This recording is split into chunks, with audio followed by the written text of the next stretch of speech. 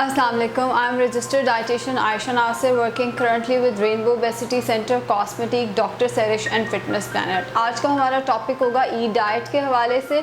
रमज़ान तो जैसे तैसे हमने गुजार लिया, ईद पे अपनी डाइट कैसे रखनी है कि वेट गेन भी ना हो और जो बहुत सारी कॉम्प्लिकेशंस आ जाती हैं जैसे एसिडिटी हो जाती है या वॉमिटिंग शुरू हो जाती है ज़्यादा खा के, उसको भी एड्रेस किया जा सके। सबसे पहला मसला जो आता है वो ये आता है कि रमज़ान में रोज़े रख के जब एकदम हमें इजाज़त मिलती है खाना खाने की तो हम ओवर ईटिंग कर लेते हैं। 12 बजे याद आया या 1 बजे याद आया कि हमें तो खाना अलाउड है, हम तो खा सकते हैं, तो उसी वक्त उठ के जो फ्रिज में पड़ा है वो खा लिया। पहले नाश्ता हैवी हो जाता है, ईद का दिन है, ज़ाहिर है बहुत ज़्यादा फ्राइड फूड, हलवा पूरियाँ वगैरह, नहारी वगैरह, बहुत ज़्यादा हैवी फूड पहले नाश्ते में हो जाती है। उसके ऊपर से फिर शीर खोर जो मीठे की एक लवाजमात हमारी चलती हैं, काफ़ी ज़्यादा मीठा हो जाता है। फिर बीच में हम काफ़ी ज़्यादा हेल्दी तो नहीं कह सकते, काफ़ी ज़्यादा मीठे स्नैक्स हम बीच में ले लेते हैं। दोपहर का खाना है वो भी ज़ाहिर है ईद का दिन है, काफ़ी एहतमाम से बना हुआ होता है, उसमें भी ओवर ईटिंग होती है और डिनर में भी ओवर ईटिंग होती है। इसमें बीच में गेस्ट आ जाएं तो तब भी हम कुछ ना कुछ खा लेते हैं। कोशिश ये करें कि नाश्ता जो है वो आपका हेल्दी रहे। ठीक है, अगर हलवा पूरी खानी है, आधी पूरी खा ली, उसके साथ चने ले लिए, हलवा थोड़ा सा ले लिया, फिर मीठे को अवॉइड करें। ये नहीं कि हलवा भी खा लिया उसके ऊपर से आपने मज़ीद मीठा खा लिया। मीठा खाना है तो आधा कप मीठा आप तीनों वक्त खा सकते हैं, या सबसे बेहतर ये होगा कि आपने जो स्नैक्स लेने हैं यानी नाश्ते और दोपहर के खाने के दरमियान में आप चाय के साथ मीठा ले सकते हैं, सबसे बेहतर वो होगा। बट अगर आपने नाश्ते के साथ मीठा लेना है तो आप आधा कप ले लें। उसके बाद मिड मॉर्निंग में चाय के साथ थोड़ा बहुत मीठा उस टाइम पे लिया जा सकता है। दोपहर के खाने में कोशिश करें सलाद का इस्तेमाल ज़रूर करें। अगर आप सलाद खाएंगे तो ओवर ईटिंग को अवॉइड किया जा सकता है। खाने से आधा घंटा पहले 2 गिलास पानी पी लें, उससे भी ओवर ईटिंग को अवॉइड किया जा सकता है। और अगेन जो एकदम एसिडिटी शुरू हो जाती है या वॉमिटिंग शुरू हो जाती है या तबीयत में बोझलपन आ जाता है, वो इसीलिए आ जाता है क्योंकि ओवर ईटिंग हो जाती है।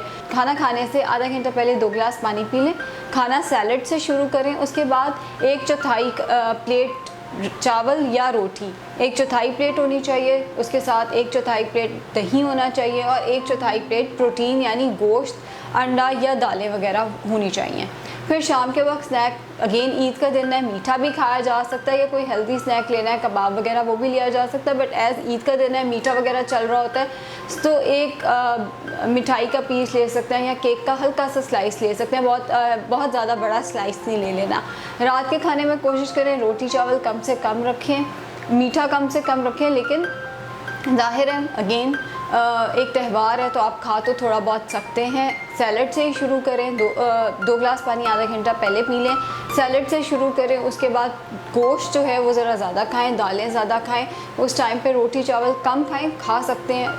डिज़र्ट जो है वो भी अपना कम से कम रखें, लेकिन अगेन आधा कप डिज़र्ट आप उस टाइम पे भी खा सकते हैं। राउंड द डे पानी का इस्तेमाल 8 गिलास रखें ताकि जो खाना आप खा रहे हैं वो डाइजेस्ट करने में बॉडी को हेल्प मिले। पेपरमिंट टी का इस्तेमाल करें, यानी कि सौंफ, इलायची और पुदीने, ये साशे भी बने बनाए बाज़ार से मिल जाते हैं। अगर आपने घर में बनाना है तो सौंफ, इलायची और पुदीना, सौंफ 1 चम्मच होगी, इलायची जो है 2 से 3 छोटी इलायची, और पुदीने की आप 1 डंडी के ऊपर से पुदीने के पत्ते उतार लें तो उतना पुदीना आपने बॉईल करके उसका जो कहवा है वो पी लें। हर खाने के बाद पी लेंगे तो ये जिन लोगों को बदहज़मी हो जाती है, वॉमिटिंग शुरू हो जाती है या एकदम एसिडिटी शुरू हो जाती है, सीने में जलन शुरू हो जाती है, उसको ये एड्रेस कर सकता है। इसके अलावा कोशिश करें खाने के साथ थोड़ा सा दही भी ले लें, वो भी एसिडिटी यानी सीने की जलन या तेज़ाबियत को कम करने में हेल्प कर सकता है। Thank you.